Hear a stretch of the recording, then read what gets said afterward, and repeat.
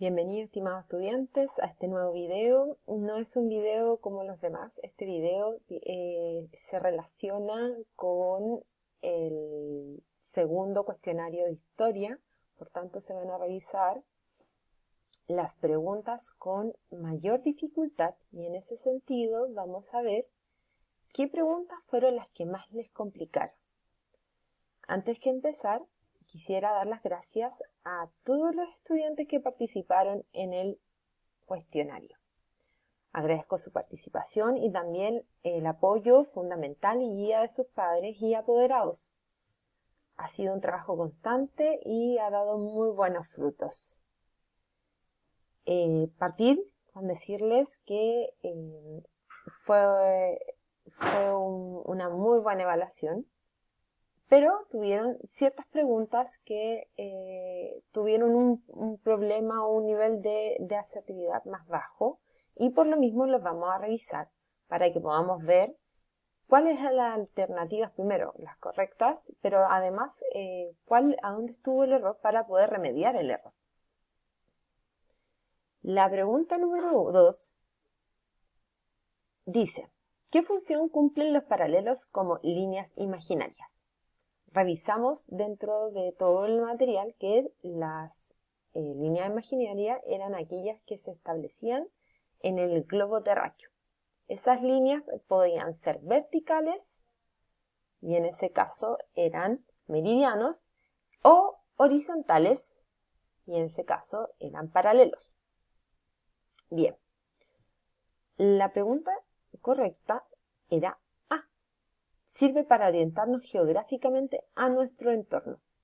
Pero hubo muchos estudiantes que pensaron que podía ser la D, que es la pregunta que dice, ¿podemos graficar los mapas como cuadrículas? En ese caso, sí, los mapas cuando colocamos estas líneas verticales u horizontales, uno tiende a pensar que se ve como una cuadrícula, como pequeños cuadraditos. Y sí es correcto, pero la pregunta apunta, ¿qué función cumplen los paralelos como líneas imaginarias? Y en ese caso, la pregunta A, que dice, sirven para orientarnos geográficamente en nuestro entorno, tiene mayor nivel de asertividad. ¿Qué quiere decir? Por ejemplo, la alternativa B, que dice, ayudan a ubicar la intensidad de los rayos del sol, no se relaciona mucho porque en eso podríamos aplicar otro tipo de instrumentos de medición, no así las coordenadas geográficas, sino otro tipo más científicos, como por ejemplo como los cálculos que se hacen en los observatorios.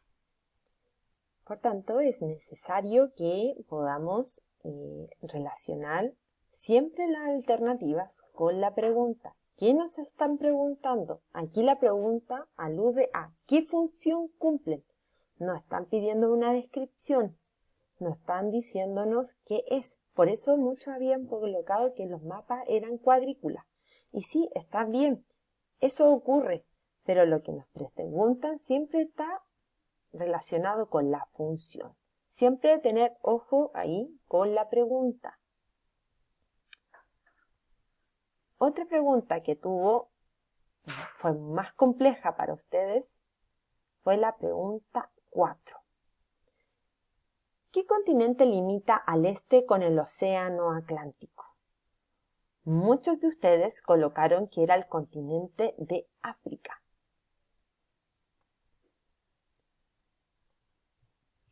Y para analizar esta pregunta es necesario que comencemos. ¿Qué continente? Lo primero que se pregunta acá es ¿qué continente limita al este con el océano Atlántico?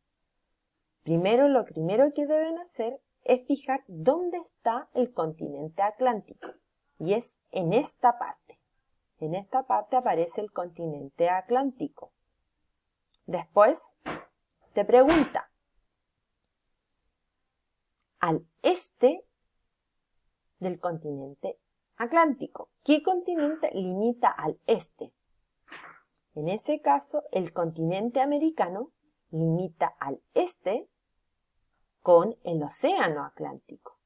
Muchos respondieron que había sido África. Y África limita con el océano Atlántico, pero al oeste. Y esa era una posibilidad. Y yo creo que fue a lo mejor uno de los errores que no lograron ver, que el este o el oeste. Siempre para una pequeña ayuda para resolver las dudas es saber qué te están preguntando. Primero dice, ¿qué continente? Por tanto, la información que sigue adelante siempre te va a decir o te va a orientar hacia dónde. Porque, por ejemplo, aquí no dice el oeste, dice el este. Por tanto, este continente no nos servía. Porque, por ejemplo, si hubiera sido ¿qué continente limita al este?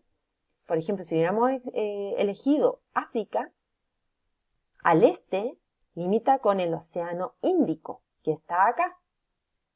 Y el océano Atlántico está al oeste de África. Recuerden bien esto. Revisar bien hacia dónde limita. Por ejemplo, también saber que si aquí aparece el océano Pacífico, en este lugar, como recuerden que este es un plano, no es un globo terráqueo. El globo terráqueo es continuo, es una circunferencia continua. Por tanto, acá aparece el océano Pacífico y aquí también. En esta continuidad deben tener siempre presente, para poder definir los océanos, siempre meridianos paralelos. Los meridianos siempre el de meridiano de Greenwich y siempre el paralelo, la línea del Ecuador. En este caso no era tan necesario, pero sí debían saber dónde estaba el océano Atlántico para poder resolver esta pregunta. Otra pregunta que fue más difícil para ustedes, y yo creo que tuvo a lo mejor un problema, fue esta, la número 7. En este lugar había un pequeño texto que era de comprensión lectora, y la pregunta dice, en relación al texto, ¿por qué el calentamiento global afecta a los océanos? El texto dice, el calentamiento global es un aumento en el tiempo de la temperatura media de la atmósfera terrestre y de los océanos. Se postula que la temperatura se ha elevado debido a la actividad humana, principalmente por las emisiones de CO2 que incrementaron el efecto invernadero. Se predice que, si la cantidad de emisiones de gases no baja, esto provocará el aumento de los niveles del mar y el desplazamiento de las especies desde el sur hacia los polos.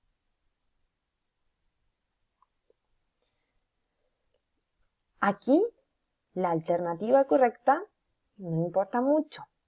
Lo que más importa es lo que nos preguntan.